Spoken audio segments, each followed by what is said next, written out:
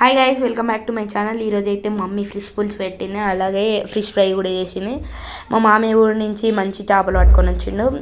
అలా మనం మొదలెట్టుకునే ముందు ఫస్ట్ అయితే మనం మసాలాలు అన్నించుకోవాలి. తర్వాత ఆనియన్ స్టవ్ మీద బ్లాక్ వచ్చే వరకు ఎంచుకోవాలి. తర్వాత చేపలల్లో పసుపు, కారం, ఉప్పు, లెమన్ ఇవన్నీ వేసుకున్న తర్వాత మంచిగా కలపండి. మంచిగా దానికి ముక్కకు మంచిగా పట్టేటట్టు మంచిగా కలపండి. తర్వాత ధనియాల పొడి కూడా వేసుకోండి. తర్వాత అన్నీ ఇక వేసుకున్న తర్వాత కొన్ని మా మమ్మీ ఫ్రై కూడా తీసేసింది, మీరు కూడా తీసుకోవాలంటే తీసేసుకోండి. తర్వాత ఆనియన్ పేస్ట్ పట్టుకోండి, అదైతే మెయిన్ ఇంపార్టెంట్. తర్వాత 4 టీస్ ఆయిల్ స్పూన్ వేసుకోండి.